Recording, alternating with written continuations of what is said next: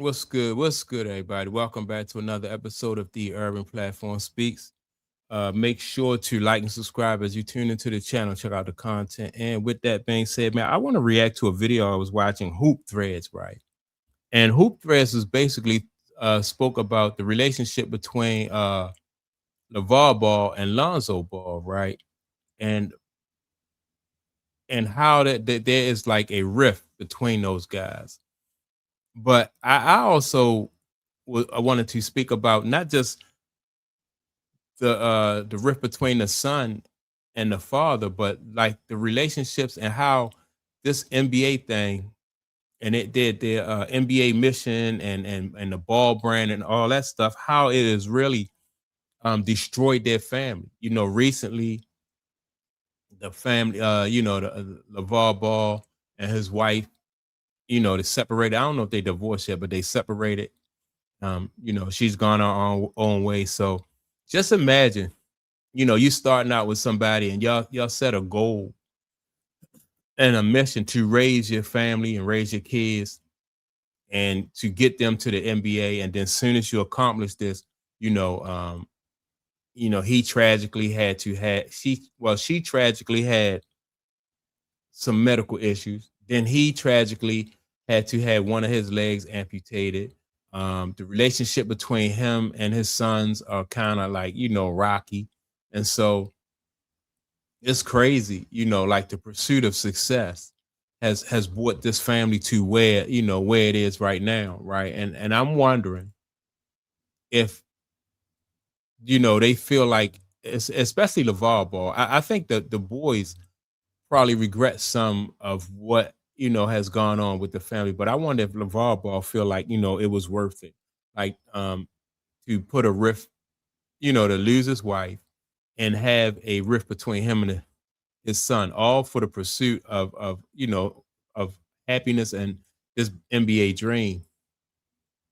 And sometimes as a father, you think that you pushing your kid, and you're doing the best for them, but it for me, I don't know, man. It just seemed like it don't seem like it was all worth it. So let me play the audio, then come back and give some of my input.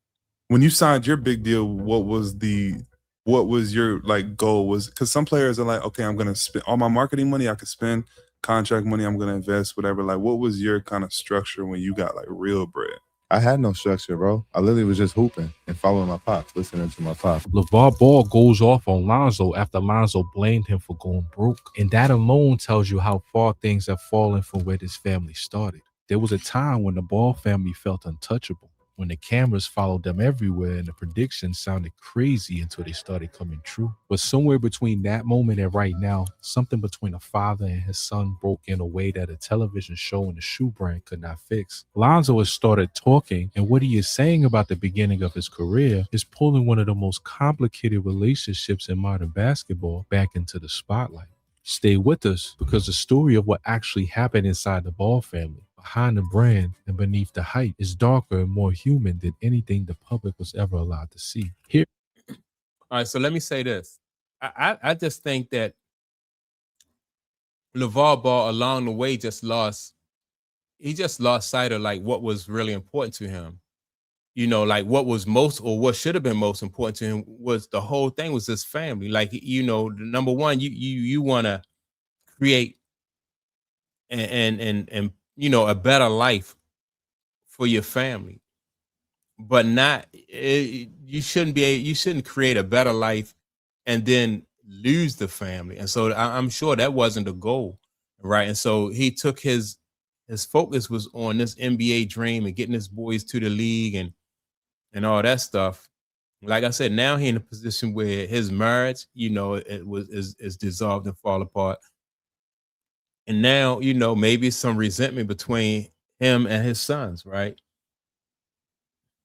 Here's what Lonzo actually said and why the basketball world cannot stop talking about it. On Michael Porter Jr.'s Curious Mike podcast, Lonzo Ball stopped being careful. He came out and stated directly that his biggest career mistake was not hiring a traditional sports agent from day one and not taking personal control of his own business meetings. He was not speaking in generalities. He was talking about the structure his father had built around him, and everyone listening understood exactly what he meant. He said, all right, and so that's one thing. Like, if you're going to be the coach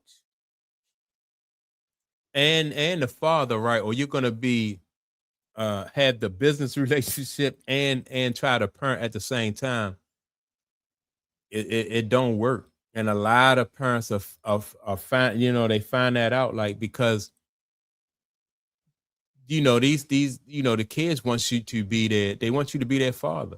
And sometimes, you're thinking about business, and then this happens with kids like that are in who want to be actors, not just athletes, but it happens with actors and entertainers and singers too, right?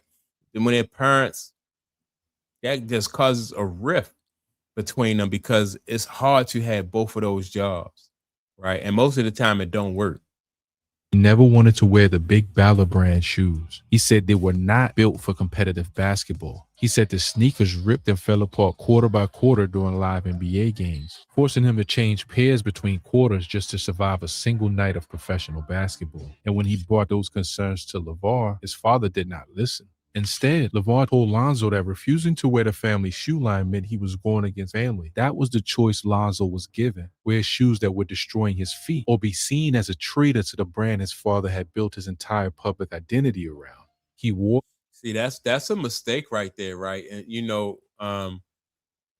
and see, Lonzo Lavar is thinking about the business, and he wants him to suck it up and just do what he had to do for the business and the family and the brand.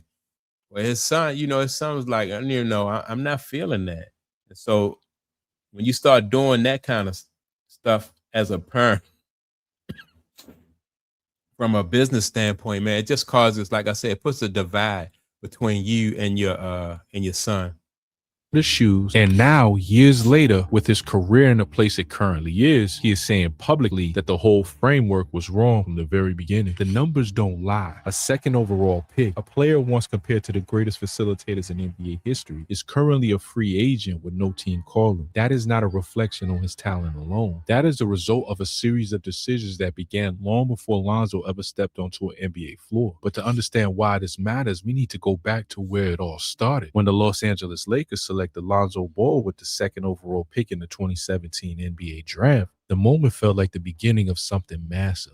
Lonzo has spent one extraordinary season at UCLA, averaging 15 points, 6 rebounds, and 7.5 assists per game, while leading the Bruins to a 31-5 record. He was a consensus All-American. He stood 6 feet 6 inches at the point guard position, which meant he could see over defenses, throw passes that smaller guards could not attempt, and guard multiple positions on the other end of the floor. His court vision was the kind that coaches describe as a gift rather than a skill. He understood angles, spacing, and timing in ways that translated immediately against college competition, and suggested they would translate just as naturally at the professional level. Scouts compared his playmaking instincts to the biggest facilitators in the league. Analysts talked about him anchoring a Lakers rebuild for the next decade. The entire basketball world was watching, and everything they saw told them this kid was going to be special. And then there was LeVar Ball. By the time Lonzo was drafted, his father had already become one of the most recognizable sports personalities in the country, not because of anything he had done on the basketball court, but because of what he was willing to say in front of a camera. He appeared. See, LeVar Ball, and you can do this when you're managing somebody that is not your son, right? It's almost like being somebody like Don King, the boxing promoter. A lot of the things that Don King did as a boxing promoter, his fighters didn't like, right? But there was no personal relationship there, right? And so, Don King was able to walk away from that situation, and the fighters were able to walk away from that situation. But when you have people who are, you're dealing with family, then and you have to be around each other, then that's not a situation that's, like I said, is really going to work. And so when Lonzo Ball refused to wear the sneakers, and his father put him in a situation to say, well, you going against the family, that's never really going to end well, because he's his own man and he wants to make his own decisions and do his own thing, right? And so if he disagreed with his father, he's kind of torn, because he's used to following his father's lead. Now he's a man, and his father he don't have the control that he had over him. And so his father still, and I seen an episode where his father was kind of talking to him in a way where it was disrespectful, like in a way that you wouldn't talk to, you got to treat, even though he's your son, you still got to treat him like he's a man. But he treated him like he's a little boy, and then that caused resentment.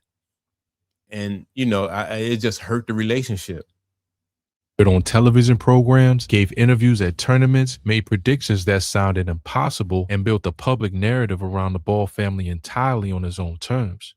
He said Lonzo will be better than Steph Curry. He said he himself could have beaten Michael Jordan one-on-one. He said his sons were going to earn $1 billion. Lavar turned the attention of the basketball world toward his family before any of his sons had played a single professional minute. And that was just a lot. It was over the top.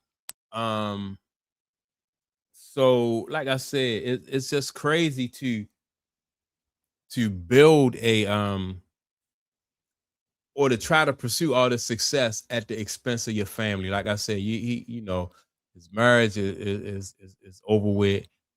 His sons, there's a rift there, and so I don't know, man, if it's really worth it. Let me know what you think, though. Let me know if y'all think it was worth it for him to lose his marriage and put a divide between him and his son, not just Lonzo, but I think the other sons too are like, they probably had it. This, Lavar's a lot to deal with, man. And so I think the other sons too probably were like, man, this guy is something else. So let me know what y'all think. Let me know if y'all think it was worth it. Everything they went. Basically, this journey, this NBA journey, and this baller brand really destroyed. Instead of bringing their family together, really destroyed it. So let me know what y'all think. And make sure to like and subscribe. Also, don't forget to leave a comment. And with that being said, man, I'm gonna check y'all out in the next video. Peace.